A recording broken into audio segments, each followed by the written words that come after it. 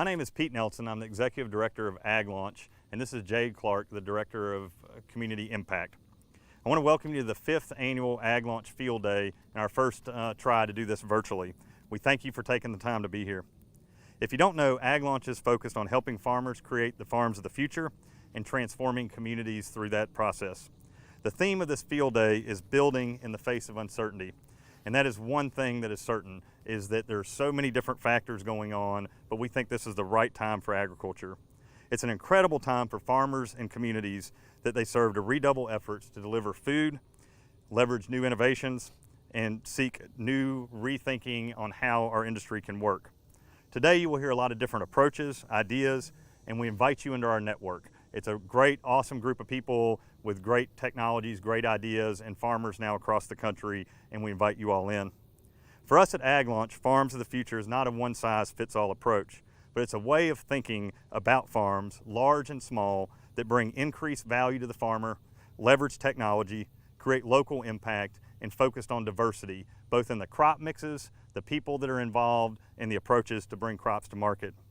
Since this idea started, we now have dozens of farmers in multiple states collaborating together on trialing new innovation and technology.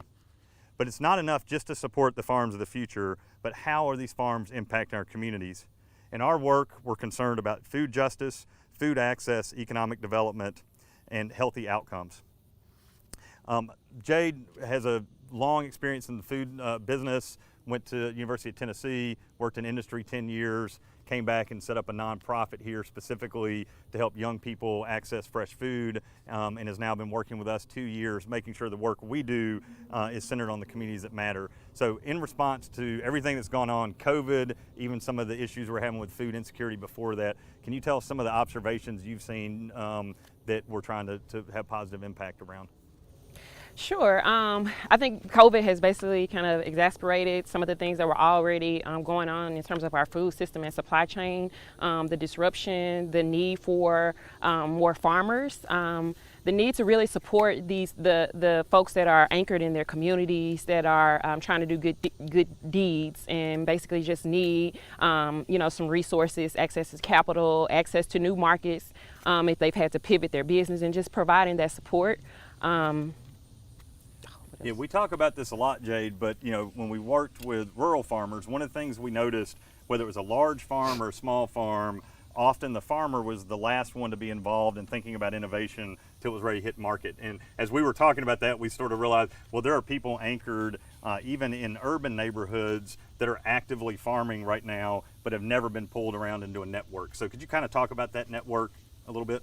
Sure. So AgLaunch has an urban ag network full of farmers, nonprofit organizations, and for-profit businesses that are, anchored in their communities. They all have some type of education and training component to their work that they're doing. So it's all about uplifting one another and continuing to be able to provide food access. So they're not the only ones that are helping bring fresh food into the community. It's how do you work with the younger generation and make sure that this whole thing is sustainable.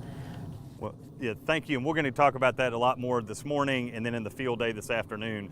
Before we give you more details about the rest of the day and what you're going to see this morning at the Digital Acre, I want to introduce John Butler. He's the president of AgriCenter International. They're our host for this farm that you'll tour this morning. And before that was a 5th generation farmer and worked in agribusiness. So John, thank you for your partnership. Thank you for being here. Well, thank you, Pete. I want to thank AgLaunch and obviously all of you out there that are watching. Just from the standpoint of being engaged in the industry and supporting organizations like AgLaunch. Obviously, AgriCenter is really happy to be a partner, and we love the fact we've got a 1,000-acre research and education center right here in Memphis, Tennessee. One of the cool things we're doing in the midst of this pandemic is still pushing the opportunities of developing a strong agriculture infrastructure, specifically supporting companies that are interested in doing research here in the Mid-South. So AgriCenter has announced our new Innovation District, which is a new 40-acre research park. You'll hear more about that and then over the next couple of weeks, but certainly we welcome you. We thank AgLaunch for their partnership, and we're excited about the program today. Thank you very much. Great. Thank you, John. So the rest of the format for the day, just want to make sure if you made it onto this, you made it to first steps. That's good. This is the Ag Tech plus Sustainability Goals equals farm-centric innovation. So we'll be having a conversation over the next 45 minutes about sustainability, how we measure it, and how we then add startup companies into that measure in capacity in order to drive innovation in the future. So we're going to talk about that for the next 45 minutes. After that, if you go to aglaunchfieldday.com, you will be able to access 5 videos from some of our farmers where they've been testing and looking at the innovations that we're talking about this morning. At lunch, there'll be a live Zoom chat time led by Connie Bowen, our Director of Innovation and Investment, where we're going to look at farmer-owned data, ecosystem markets, and even investment of capital, all from a farm-centric innovation perspective, and how farmers can be thinking differently about creating value outside of just the crops that they own. And then lastly, at 3 o'clock, we'll have a tour at Greenleaf Learning Farms. It's a certified organic farm, thinking through a lot of the same principles that we're doing now, and that'll be led by Jade and I. We'll go through that farm, and then there'll also be 4 additional videos released of some of the other partners we have that are impacting their communities through agriculture. So we hope today is encouraging.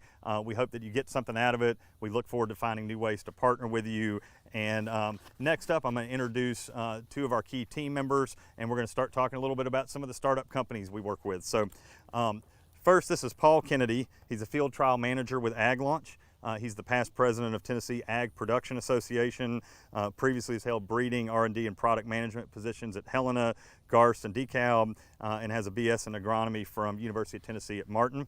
And this is Margaret Oldham. She's had a business development consulting role, now is leading our Mentor Pro network in our AgLaunch 365 Accelerator program. She's a Mississippi State alum, grew up on a dairy farm, helped build a startup, and also has more years than you ever will let, we don't know, a lot of experience in working with corporate agribusiness and thinking through how to get products to market. And so thank you. I'm going to ask you, the first question is just, Margaret, why are you here at AgLaunch? What gets you excited about this? Well, I'm specifically here at AgLaunch because I'm super excited about innovation in agriculture. And the opportunity to bring diverse people, diverse ideas to agriculture. We're an industry that has kind of been inward focused, and this is our opportunity to really thrive as we grow for the future. I love the way AgLaunch works with innovators and founders to bring their ideas to the farmer, let the farmers get engaged in the innovation early stage, which we know is critical to success long term. And I love the idea of providing mentorship. So that's why I love working on the Mentor Network and Mentor Pro. That's great. Well, thank you. Paul, what are you doing here at AgLaunch? Yeah, Pete, I came on in last November, came out of the corporate world doing R&D most of my life, and AgLaunch has shown me a different approach to being tied with the grower themselves, the farmers in the farmer network, being able to be on their farms again, and the startups, working with both of those, and giving me the opportunity to run a digital Acre out here at the Agri Center. So let's talk about the farmer network. Everything we do centers on having a network of farmers that partner with us. So can you talk about that experience, Paul, first on just now you've gotten out in the field your first season, just what kind of growers you've been interacting with, where are they, just a little bit of color on that. Well, yeah, it's amazing. Our farmer network are full of large farmers with multiple thousands of acres, all the way down to 1 acre when it comes to vegetables and growing in hoop houses.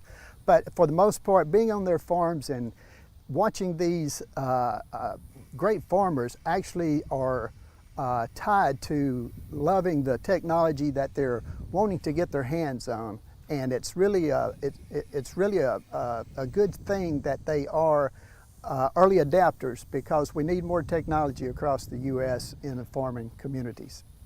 Great. Well, thank you. Can you kind of add to that? We Yeah. have a whole process of involving farmers even before we get to the field. Absolutely. This is so exciting, because we not only have farmers trialing the technology, but we also have farmers engaged in the selection process. We're probably one of the few accelerators, if not the only one, that engages the farmer network from the very beginning. So just yesterday, I sent a message out to our farmers and said, hey, we've got 22 technologies we're considering. We'd like your thumbs up, thumbs down vote. And we'd like to know if you're willing to trial it on your farm if that opportunity comes about. So we'll get their input, and then we'll narrow down, kind of, streamline our funnel, and then we'll have 4 farmers, a couple from Tennessee, a couple from Iowa, who will actually participate in a pitch interview process and help us make the final selection. So once we get those teams that are selected, the 10 that come through the row crop challenge, we will then feed them out the other side of the funnel, and they'll get to be on a farm like this, trialing their technology with Paul. Yeah, and it's really great. If you look at the numbers, adoption of ag tech has been really slow compared to how much investment has gone in. And the reason is there just has not been the right process where farmers are able to be involved really at that granular level, like Margaret said, all the way down to up or down, should we move this one forward in the pipeline?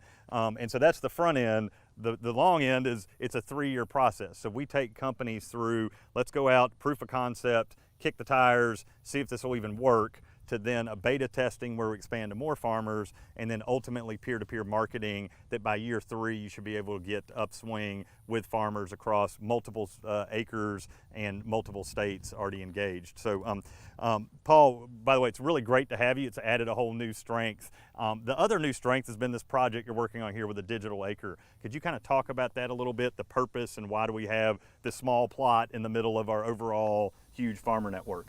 Yes, absolutely. This was a great idea. Pete actually generated this in his mind to execute a 3-year study with corn, beans, and cotton. And this particular location we call the Digital Acre. We will eventually have multiple locations around the regions across the U.S. But for this, at the Agri Center, we are following the Cotton Trust Protocol that has been generated to set new standards across our supply chains or to the end users of the fiber of the cotton. It is being carried on into the soybeans as well and the corn. But at the Digital Acre here, I have the love for all 3 of these crops, watch them from beginning to end, so that in the fall when we harvest, we will be able to plant cover crops and start over a 2nd generation of 2nd year rotation. But for the most part, Pete, it's just been great to be back outside with the growers and at the Digital Acre kicking the dirt. One of the things, Margaret, you may have a comment on this too, but one of the great things about the Digital Acre, this concept was we've got like 150,000 acres of farms now across 5 states trialing technology, and if something was not working or we needed to make a smaller control research scale plot, we now have a place to do that instead of running all over the place looking to either troubleshoot or to drive with a little bit more of a research objective. So do you want to comment on the farm, anything else on the farmer network? Yeah, just that this kind of becomes our hub, if you will. So it's a central location for everything to be here. So if somebody needed to fly into the Memphis airport, get right over here in 20 minutes and see what we're doing, there's that opportunity. So that's pretty exciting. We've got Paul managing this whole process, and I think it's a great showcase opportunity for the technologies that our founders bring to us. Yeah, I wanted to add, we talk a lot about the startups and the farmers, but we do cooperate with universities. So there's a bunch of really interesting university projects popping around the country around measuring at a digital level every activity from the soil microbe through plant health, and then being able to look at that. So we're inviting other collaborators that like this idea of having a fully measured research farm, but that is trying to drive new types of innovation on the farm. We hope to have other partners pulled into that. I do want to also thank, while we're on Digital Acre, we have 2 direct funders. If you go to our website around the field day, aglaunchfieldday.com, there's a great list of partners that are funders, cooperators in the work, expansion partners in other regions, but U.S. Commerce, EDA, and IN2, which has driven some projects through National Renewable Energy Lab and Danforth Center, are the direct funders of this Digital Acre project and the Data Commons, and we appreciate that support there. So it's about startups connecting them with farmers. You'll hear this later. We started it here in Tennessee. We hatched this plan. Our Tennessee Department of Ag backed it, where farmers would take equity in companies and that the state would give a little bit of cost share support. We're now 36 companies into this. So every company we touch, a farmer owns a piece of, and we're driving it through this model. And so we're going to talk about 3 or 4 today. I want to talk, while we're still standing here, about Shepherd. It was a company, it's some individuals that were at Syngenta, spin out and built this company. And what I liked about them from the beginning is they shared a philosophy that I have, and that is we have to think about individual, really farm plots. How do you manage those plots, how to optimize that, and then connect those plots together, and then we can do all the big sort of machine learning and data crunching and some of the stuff the larger companies like to do. So the Shepherd crew saw the same thing. How do we think about labor, energy cost, how to manage on a field? So can you talk a little bit about our interaction with them so far and what farmers are engaged? Yeah, Shepherd is a fascinating software platform that actually assists the growers, farmers to manage very accurately, more so with the way the software is set up. With Shepherd, all they need is a phone and download the app once they're into the program, and they can control fields states away. They can control workers, labor, people, equipment, all from their phone at this time.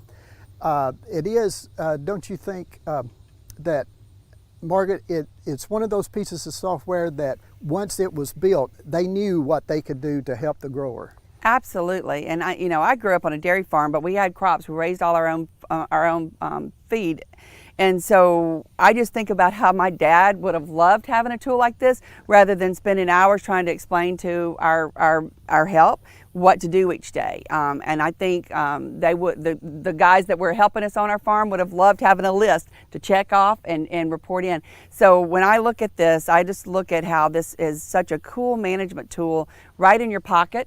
Easy to access, easy to update and change, and everybody's on the same plan. That's so cool on a farm. It is. Well, and it's been interesting to watch it evolve. So we have a large collaborator, Mid-South Family Farms, which is Scott Fullen and Rose and their farms, and they're at 17,000 acres, 200 miles apart in 3 locations. So they're using the tool, which is exciting and exactly what we want. But then in the same network of farmers, Shepherd was able to partner with Rose Creek, and you'll be able to see a little video after this field tour this morning, to actually develop a version for small farmers. And it's been fantastic because very different problems, but equal complexity. So do you have a comment about that, Mark? I do, because I think Shepherd is a perfect example of how a founder came in with one idea, and then they listened to the farmers, and they listened to large farmer, small farmer, and created a tool that could work for both. Tyler McGee and his team are really excel at that. And I think our founders that come in and listen to the farmers and tweak and twist and turn and pivot wind up with a much better product when they're ready to go to the market. Right, I agree. The other one we want to talk about that, again, we can kind of see Shepherd on the phone, but when you think about Shepherd, it's our tool of organizing both how the work happens here and now how the work happens in the overall farmer network. Another tool you can't see right in front of us is we have a partnership, one of many we have in Iowa, with Continuum Ag. They went through Margaret's accelerator program, and now we're doing field trials with us to mirror what is going on in Iowa with our partners there. So can you talk about Continuum a little bit, Paul, and what farms we've been working with here and here on at Sure. Acre? Yeah, Continuum Ag is a magnificent piece of platform that you get into soil health with Mitchell Hora, and he is very well-rounded in soil health. He is on a zoning soil mapping type situation instead of the grid map that you will find in a lot of areas. But on his zoning operation, he can come in to farmers like we have Ray Sneed over in North Memphis and Millington. He's on a large farm there this year running trials, as well as Savannah, which is kind of a totally different river bottom atmosphere environment. So the Continuum Ag gives recommendations to the grower based on the way they soil test, you could say. Well, it's interesting. I mean, all the farms we work with, are grid soil sampled, looking at NPK, looking at soil health one way, adding things like Mitchell. We've had a company, we're also pulling tests for microbiometer, and others that are looking at other aspects of microbiome, soil health, carbon, and that's what it's all about for us. Is we want to put these interventions in We want to be able to measure them and then apply them to something that we hope has an economic and a sustainability benefit for farmers. You've spent a lot of time with Mitchell and Yes. that team as well. Yes, and Mitchell's another guy, young guy, Iowa State grad, who really has a passion for regenerative agriculture, and he turned that passion into a business because he knew he needed tools to help better manage the plans for his farm, and he's thought, well, maybe other farmers do too. So he turned that passion into a business. Again, has been really an awesome listener to our team and to the farmers, and we're super excited about their path and where they're headed. Great, that sounds good. Well, we're going to revisit with you all in just a few minutes on 2 additional technologies, but I wanted to invite my friend Andy Jordan to come up. We've been talking the last, since the field tour started this morning, about sustainability. How do we think about measuring that through things like the Cotton Trust Protocol?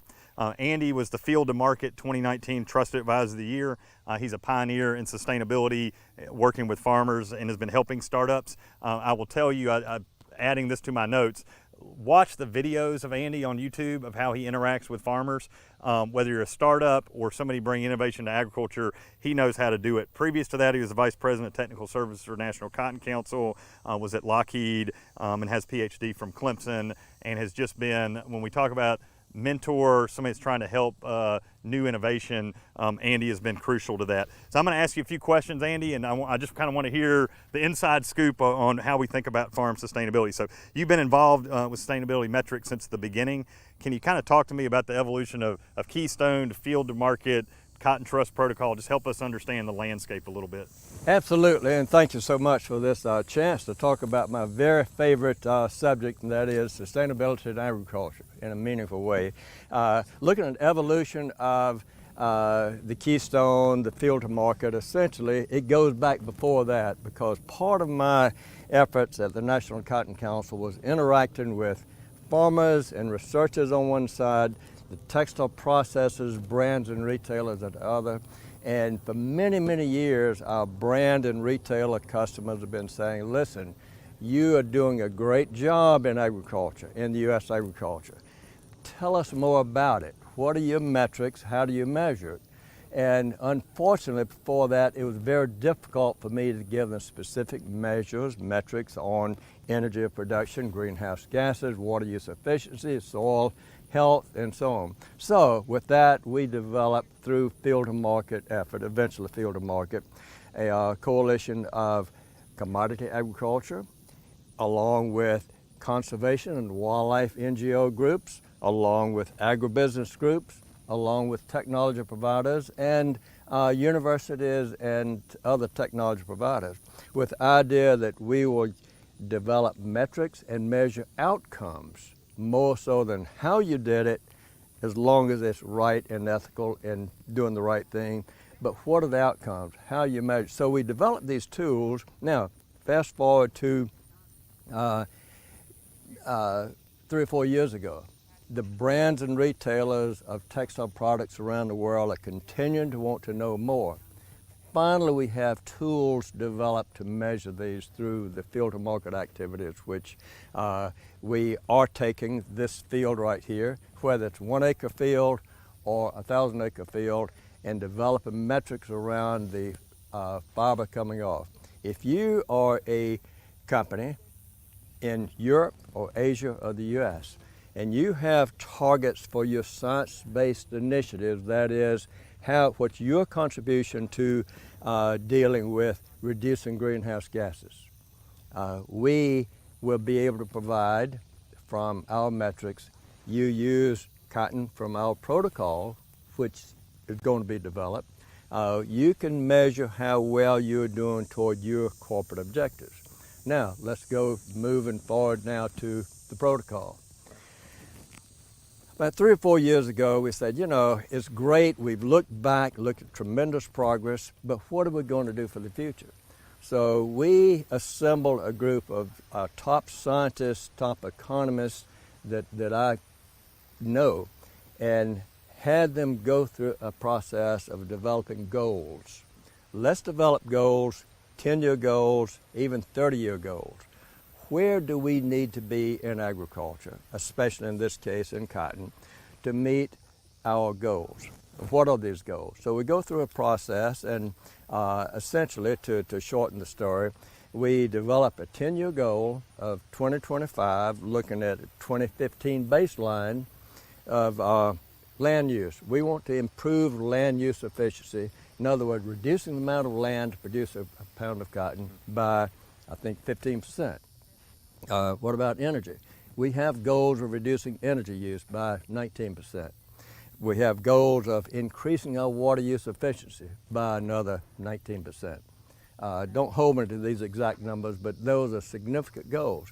Then we've got these goals, we published them. How are we going to get there? This is getting to what we're doing right here. One of the things that we are looking at in order to meet these really aspirational goals of greenhouse gases, soil loss, energy, water use efficiency, how we do that. New technology is so important. This is getting into the unknown. We know that we can do it, but we don't have all of the tools, all the technologies. So what you're looking at Ag Launch is the assimilation of lots of good ideas, develop those into commercial platforms. We pointed to, I don't know if you can see the robot over here that can help us to understand what's going on from the ground up. You see in the background some sensor technologies there to help us understand what's going on below the ground and also on top of the ground. It wasn't part of this video, but I think the background here, we've got bamboo patch showing the biodiversity. They're actually harvesting bamboo now for the zoo, for the panda bear. Also in the background, there's beehives there, demonstrating some of the biodiversity on pollinators. So the whole point here, this is a holistic approach. We talk about cotton, we talk about soybeans, we have corn. There are very few cotton farmers that farm only cotton. This is a rotational system with these other crops. In this part of the country, soybeans and corn, sometimes peanuts, sometimes grain sorghum. This is what sustainable agriculture is all about looking at a holistic system with the basic metrics, but also the other intrinsic factors such as the ecosystem services of biodiversity. Well, those attributes, there's 9 of them, and it's exciting. We actually, our startups, I think, as you know, we categorize them how they fit in those attributes because we're starting to think about that. But from a farm level, how does the Cotton Trust Protocol work? How do you sign up? What does a farmer need to do to participate?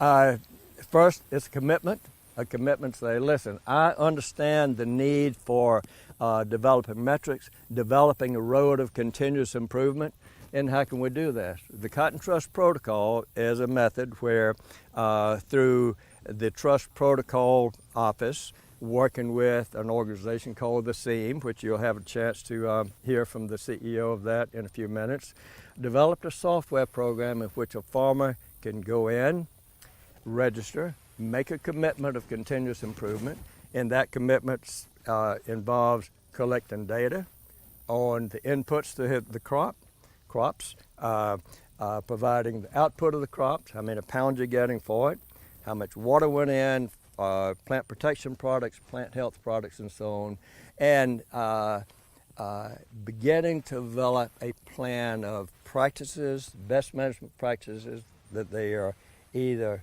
conducting or experimenting with or have plans for introducing into their agriculture. So with that, the farmers sign up, get registered, and there's an additional process in which brands and retailers can latch on to this platform and understand how they can access and they can get access to wonderful data coming off of these farms. That's great. Now that works for cotton. We talked about some of the other crops. On the digital acre, we have cotton, soybeans, and corn. Of course, we have farms with a whole lot of other diversity. How would farmers from other commodities start getting involved in similar protocols or measuring the way that you all are doing in cotton? Great question, and I would say almost unequivocally, other commodities are doing various innovative programs on sustainable agriculture. On the particular one with the protocol, there's a lot of interest on how these protocols, plural, could work for other crops. Pick 'em, peanuts, soybeans, cotton. Are they ready for a full-blown protocol where individual farmers are signed up? Today, probably not. Tomorrow, probably so. So this is a platform that I see evolving into really a fully farm-level enterprise-based platform. Right, and we love that, the idea of a whole farm system working together and measuring all the attributes, not just the commoditized, out product. So you know our model pretty well. We have farmers partnering with startups. The farmers now are actually investing money, but traditionally have been running field trials, giving input, helping with product development, and taking equity. So if we're building companies that help hit these kind of sustainability metrics, and farmers own some of those companies, is that going to help with adoption of the practices? Is that another tool in that toolbox? I absolutely. I love the idea of continuing to develop these tools. They're tools that are developed for farmers, by farmers, with farmers, in ownership of farmers. Absolutely. First of all, they've got to work. And part of what AgLaunch is doing is help to demonstrate how they can work and how they do work. That's so important part of the process. Great. Well, Andy, is there anything else you want to share with us? I hope you feel like this project's moving in the right direction. If we succeed, we will have hundreds of thousands of acres scaling technology, but measuring it again, not just on yield times Chicago price minus inputs, but based on thinking about a whole farm system. So any other thing you feel like that we need to hear about today on Cotton Trust? That's a great question. And the end point here of these, in this case, the textile consumer. The textile consumers, they really want to know that the source of their fiber, the source of their food, is being grown responsibly. This is providing a platform along with the protocol as a platform, but what you're doing with the technology, we cannot meet our goals without the new technologies similar to what's being developed right here.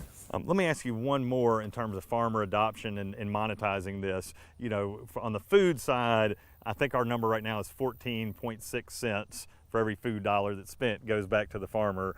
And on a farmer perspective, it's going to be easy to think, hey, I'm going to put all these practices in, they're going to expect the practices, so now I have more work without changing my percentage of income. So what are some things we can do to add more monetary value on putting these practices in place? Another great question, which you're full of. Great question.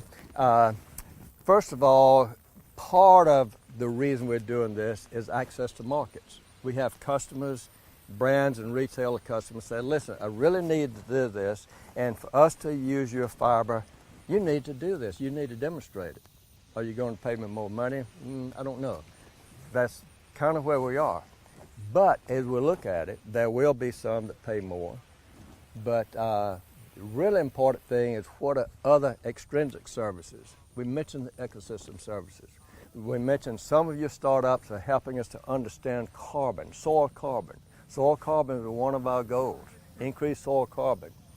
Monetizing that, you've got some startup companies that are helping us to understand how to monetize that, how to get it in the farmer's pocket. Those are things that bring more people to adopt these practices. And I can go on and on with other systems. I point to the robot here. We, in the future, will begin to substitute perhaps some chemical interventions with robots to do these things without the footprint of a good agricultural chemicals, which are costly. Yep.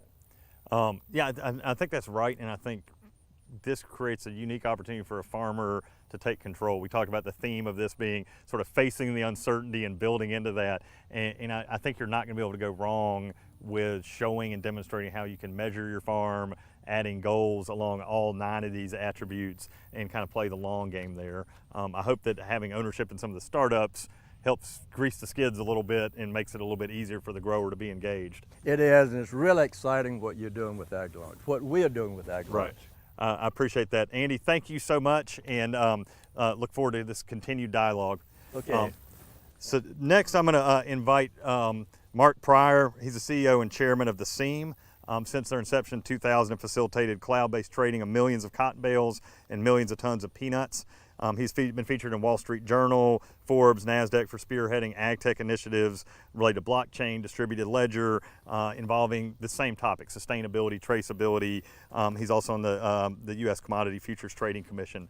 So Mark, you're another one of the many people in Memphis that are putting this together in kind of a new way. Can you just give us the background a little bit on the SEAM and in our partnership with Ag Launch and just kind of talk that through a little bit? Absolutely. So I feel like the SEAM is kind of a startup in and of itself, although we started 20 years ago in Memphis. But yeah, the SEAM was founded by leading agribusinesses with ag tech as the focus. The only thing the company does is agriculture. That's all we do, is software innovation for agriculture. And we've advanced quite a bit over the past 20 years. The landscape has certainly changed. But I think the real statement, I guess, is you've got technologists out here in the field that want to understand the industry that they serve so that they can provide the right technologies. And it's exciting to be in that space. That's great. So since the SEAM, tell us a little bit about the formation. I mean, it was really interesting, and a lot of people, if they're watching this and they're not in the cotton business, they may think this is all about cotton. Well, we have this unique opportunity because in most commodities, the value chain doesn't work together. And I think cotton people would argue they don't work together all the time, great. But in the example of the SEAM, we've got all 6 of the value chain partners partnering. Yes. Could you talk about that for just a minute? Sure. So it's interesting. Back in the year 2000 when the company was formed, the internet was just getting interesting. And at the time, these fierce competitors from both the supply side and the merchandising side came together and said, we need to collaborate in order to create some innovation for the agriculture industry. And we're seeing that happen today. I mean, it was really something that was just unheard of at the time, but we're seeing a resurgence of that kind of collaboration between major competing organizations from a commercial side working together for the innovation and digitization of the commodities. It's really, really cool. Well, I'm going to jump into a couple questions. We've talked about this a lot. Depending on what circle, you got very different views on it, but both the Mark Pryor hat and the SEAM hat, when we think about farm data, and we also think about, I'd say, even new gatekeepers. We've got new people coming in with data that are replacing even some of the grain traders and others, but still getting in the middle. So kind of first from farm level data, love to hear how you think about that, who should be owning what, how should farmers think about it, and let's kind of start there. Yeah, that's a good question, Pete. So it's interesting that 90% of the data, they say, in all the world today was generated in the last 2 years alone. So 90% of all the data in the world, the last 2 years it was generated. And it's because of things that Dr. Jordan and Paul and others and Marjorie was saying, Margaret, sensor data, camera data, drone data, all this data exhaust has come about. And it's mounds and mounds of data, but I think the real challenge and what we have as an opportunity is how can we make sense of that data? How can we gain insights from the data, those trends, those anomalies in the data? How can we find opportunities in it, either with problem solving, because you see this anomaly that you need to address, or these opportunities where you see this thing that's working over here because the data shows it. How can we do more of that? So it's really the challenge, I think, and the opportunity is how can we make sense of all this data that's being generated in the world today? Well, it seems like there's kind of two sort of approaches right now. Farmers are collecting data that they own. There are companies that need to do that to develop products. We talk a lot, Mark, about disruption. Yes. What does that really look like? Are there some different ways to think about how farmers can interact with these startups or think about their data outside of what's normally going on transactionally? Yeah, so it's all about standards, and standards is not the most elegant topic to discuss when you deal with technology, but it's absolutely vital to the innovation that needs to occur on top of that. And I think we're seeing a lot of that taking place. So you hear this term, commoditization of information, being able to monetize information. And the only way you can do that is if you have standards in place that people can adopt and support, and that you have systems that can interoperate with each other. Now, it doesn't do us any good if all of us here speak a different language. We can't really communicate well. But what's happening in the technology space is this common language in agriculture that we can interoperate together, we can share information, a farmer can look at their data as an asset in and of itself, and to be able to repurpose that and to convey certain information to others that apply to that particular need of the other side. So it's a monetization of the information, but built around standards and decentralization. Yep. So, and we have this in common too. We talk about open source a lot. A lot of people, if it's a startup raising money or you've been in the traditional sort of software digital space, you might think about it differently, but we both share this idea of let's get some open source frameworks out there and build around that. So we collaborate on a few things. We're going to talk about data commons at lunch, but let's talk a little bit about the Open Market Consortium project. Pretty interesting, thinking about how do we use distributed ledger to connect small and medium growers with very special products into new types of purchasers. Yes, yes. So the open technologies are very interesting, and if you think about it, a lot of people don't know it, but your TVs, your phones, your cameras, they all use operating systems that are built on open source technologies. And it's hundreds and hundreds, millions of devices that are built on these open standards. And what's exciting about the Open Market Consortium is it is also built around open standards, because it's about collaboration, it's about community input, it's about those that have passion for that particular thing, whether that's agriculture or specialty crops, and they want to contribute to the advancement of those technologies going forward. Now this platform, this ecosystem that we're creating is going to outlive us, and we need the open source community to take it forward and to run with it and to build on top of it to make it something better and better as we go forward. So I would look at this project, which is really exciting, as a mashup between 20 plus years of markets and marketplaces that are online, on the web, mashed up with new innovative technologies like blockchain and smart contracts. Yep. Together, this provides this ecosystem of innovation built on history and an experience model that we can leverage going forward. Well, and for somebody that's been a small farmer and grown specialty crops, it just, you can tell I salivate over this idea of if you can have market transparency on attributes, it starts changing a whole lot of other parts of the game, and that's where this sort of innovation engine kicks in. So again, if you go to aglauncfieldday.com, you'll see a list of partners, but the SEAM and Ag Launch have been really blessed to be joined with Wallace Center, which is Winrock, Foundation for Food and Ag Research, Mississippi State, Tennessee State University, St. Jude, and some others. But we welcome more in around this idea because what we're going to launch is this new way or alternative on how small producers or anybody producing something with a special attribute can find markets. And then there's all the traceability and other pieces that go along with that. Yeah, I mean, it's about non-commodity specialty crops. I mean, it's about conveying those attributes through a standard digital channel that ultimately brings more money to the specialty crop farmer. They need that voice, and that voice is with data, and I think we've got something really interesting here. I like saying the voices with data. That's a good piece of it.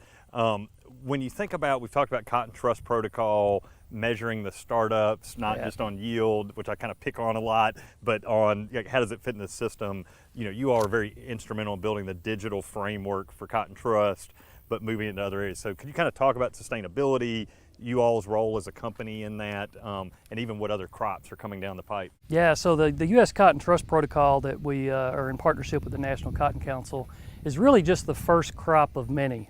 Dr. Jordan spoke to that earlier, that we are in discussions with other agriculture crops like peanuts, soybeans, sorghum, to provide this ecosystem for sustainability. So I think it's exciting where it's going, and you know, we're excited to be a part of it as well. Well, back I asked Dr. Jordan about the field level, what does it mean for the grower? Could you kind of talk through what it means for a grower now, the fact the SEAM exists, trading, and then what it may mean as we think out 5-10 years from now? Yeah, sure. So really the SEAM and the internet in general has allowed us to level the playing field. So through a marketplace, they can provide, it provides product discovery globally.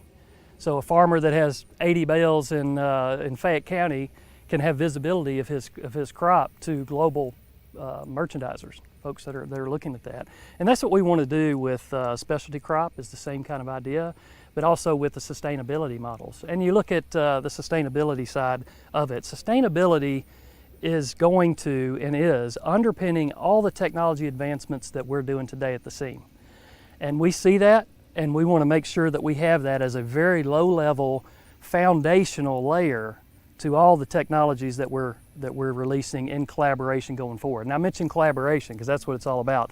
We work with Shepherd and the Data Commons, and we've had numerous discussions with Nori and some of the other initiatives there to see how the commercial side can help and partner with those initiatives as well. Because I still consider the SEMA a startup. We're a 20-year-old startup, and we've learned some things over the years, and where we can help contribute to the advancement of the startups of today, we want to do that, and I think it's quite exciting. I appreciate that, and I think, when you look at the overall landscape, I've talked about this a lot, there's, every city that has a couple ag corporate headquarters wants to be the ag tech capital, every region, and starting with our Tennessee Department of Ag, saying, we want to spread this out with farms, we need to go beyond Tennessee, we need to think at a field level. The SEAMS philosophy seems very consistent with that, but I do believe we're building something different here than maybe other areas just based on how we're looking. You got the field behind you, how we're looking, starting at the field, innovate there, and then figure out how to move it into standards and digitization and monetization. So kind of how do you think about that? Yes, I just think we're in a unique spot here. We've got incredible logistics here in the area. We've got multiple crops we can touch and feel and work with and learn together to provide those kind of technology services that are going to advance the industry. I mean, I think to understand sustainability and what it is and what it means, you have to actually see it. Yep. You have to experience it. Yep. And to have that, you can touch it and feel it, and right here is pretty remarkable, and I think sets us apart from from folks that are sitting in cubes in other parts of the country. Right. Well, thank you very much. We, as you know, have built long-time partnerships with the groups we work with. Ag Ventures Alliance in Iowa is a good example. We now have some folks in Oregon. The SEAM's a good company here that we've been interacting with. Can you talk a little bit about these other regions? We just started partnering with a group in Oregon. It's opposite of here, 150 crops in like three counties. So how do you kind of think about taking some of our learnings and spreading them out to some of our other farmers? Yeah, well, I think the common language is agriculture, and where it applies in one area, there's certainly slight variations, some cases large variations in other regions, but you can take a model and extend that out. I mean, we work with a lot of farmers in California as well, with Pima cotton, different types of growths of cotton. And there's different regionality, different innovation, obviously California. But when you come back here to the Delta, I think the best technology is built by people that use it and that need it on their farms. Yeah. I mean, you see that. You see that with Shepherd, you see that with others. They needed it, they saw the need, and they solved the problem. They were problem solvers. And so that kind of innovation you'll see locally, but it can extend to other sectors of the country as well. That's great. Well, thank you so much for sharing with us. This was great, and I think the connection, hopefully, to the group we're communicating with can just kind of see this whole ecosystem that we're building, because it definitely is unique and interesting. So thank you for being with us. Very under different exciting. circumstances. I'd shake your hand, Yeah, but thank you, Mark. Appreciate Thank it. I'm going to invite the whole Ag Launch team back up, and we're going to do our kind of closing remarks. And I do want to repeat being thankful to Mark and for Dr. Jordan for their thoughts. So if the Ag Launch team would move forward into here.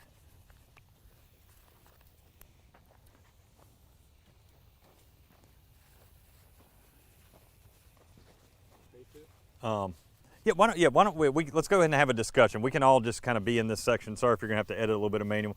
Are we waiting on mics? Well, there was one that broke. Okay. So they're having to trade.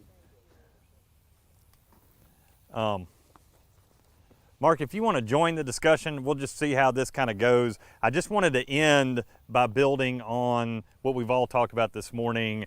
We have a pipeline of technologies connecting into these farms. We want to think uniquely about how we measure what we're even allowing the startups to participate in. If we start now and we're skating to the wrong puck, that's not going to get us there. So I love what you described, what Mark described. That gives us a foundation, these attributes which we know the future of agriculture is going to have.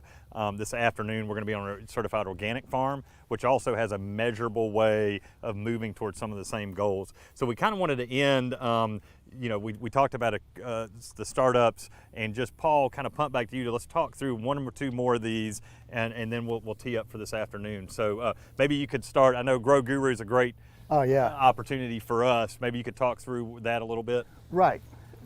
Grow Guru, you'll see one of the sensors above ground here in the cotton.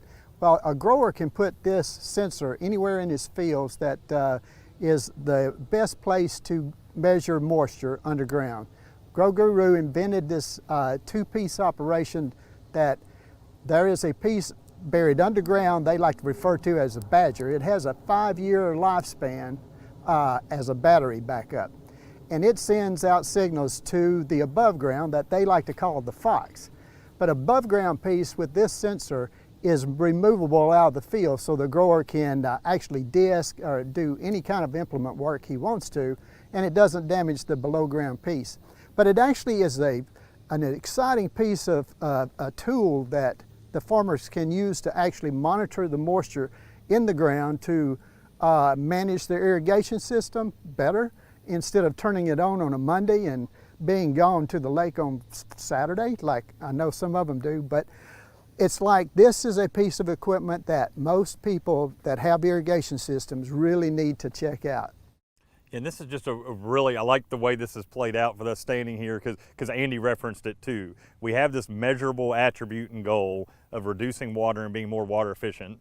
We know with some crops like corn, we can actually put 50% less water on it if we put it on the right time and get the right yield. So these technologies lead there. The way it's worked with us is that company was moving in perennial crops in California. Awards had raised money. We really liked it. If you've been around sensor technologies, when you say moisture sensor, there's a lot of them, and farmers have tried a lot of them. We really loved what they were trying to do, but also, as Margaret said earlier, the teachable ability to know that they needed to work with different kinds of farmers. So they started 3 years ago working with one of our farmers. He is now a trusted advisor, has equity in the company, and is an investor in the company. From that, we've been able to scale in year 2 to this peer-to-peer and this beta test. So then we had 5 farmers around the region, and now you can actually buy this technology through the Tennessee Co-op, and you got a real win story out of the whole thing. And it's just been a quality group of people. And you talked about the data over the last 2 years. Now you have a data point that's synchronized with what we want to be collecting and ultimately monetizing on behalf of the farmer with a better product. So, so thanks for that. Margaret, do you have anything that you want to share on this one at all? Grow Guru, just that Patrick and his team have really been innovators in even the way they operate their business, in investment funding and such, and to just applaud that, you know, we were able to figure out a way to work with them, bring them to Tennessee, and I think it really has expanded their business. Well, some people can I add to those please. 2 comments? You don't know this, but just a quarter of a mile that way, I've got a plot going on with one using the best management practices, the other one using whatever used in the past. We're using sensor technology underneath. Now, in 1 year into using cover crops on this, we are measuring the water uptake at various levels.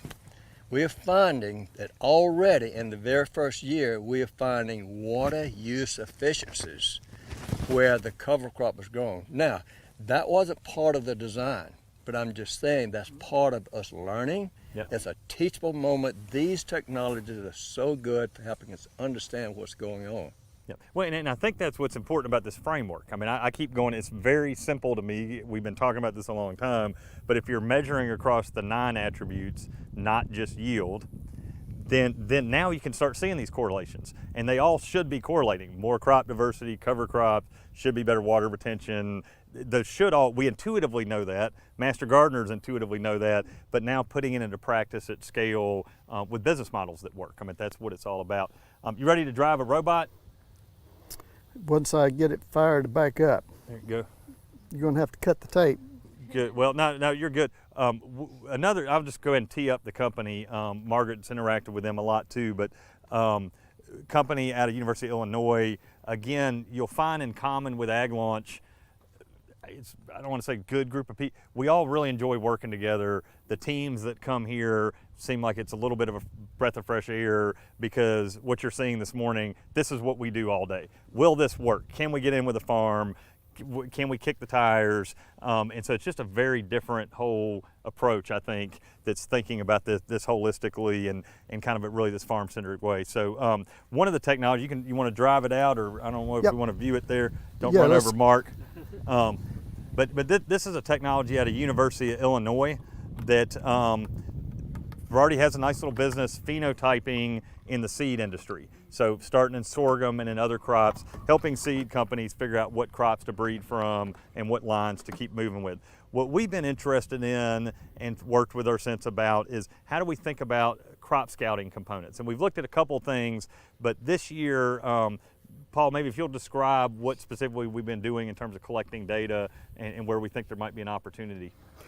Yes, we are running a cotton trial up in Ripley at Scott Fullen's place, and we are already collecting tons of data. With it running through the rows, what we're trying to help Earthsense do is figure out how to write algorithms so that it will count bolls, because we know it already takes stand counts, it takes ear height in corn, it takes plant height.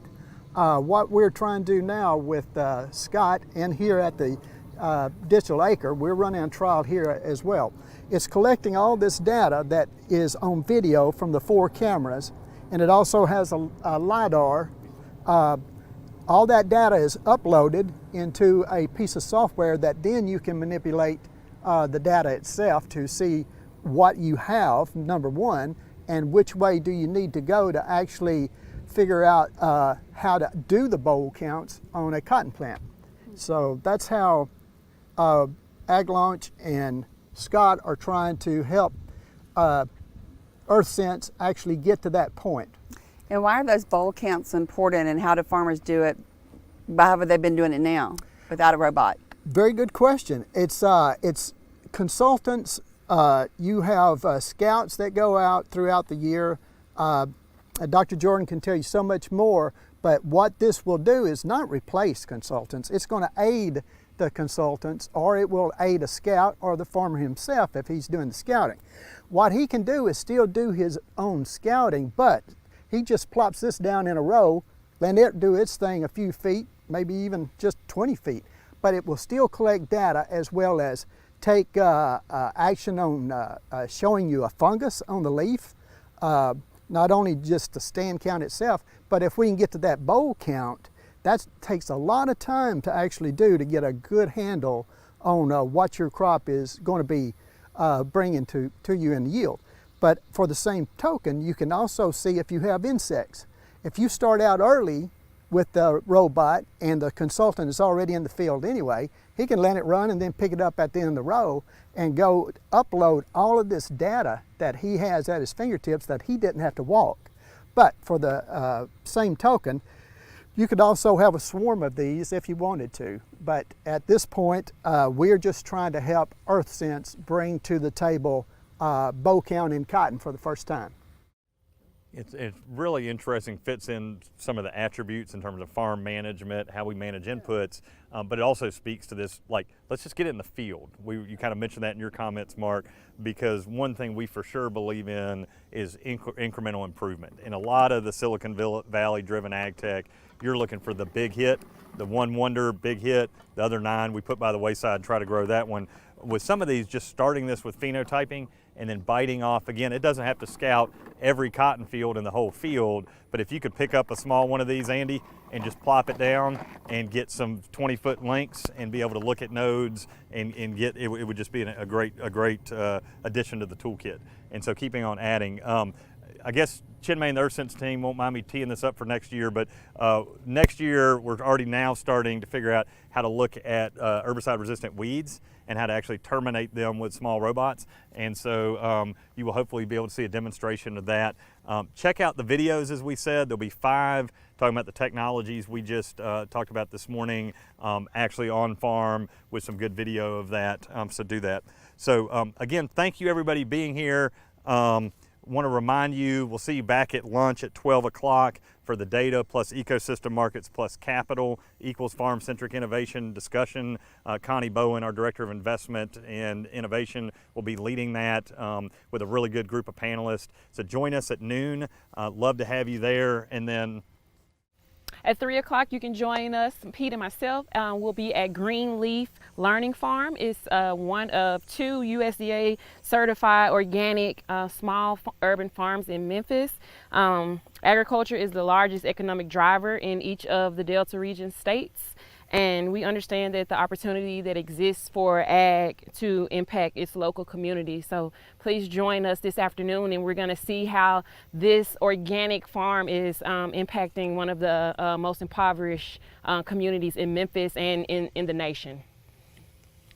We hope today is encouraging and it helps to stimulate some great ideas, and we look forward to seeing you later on.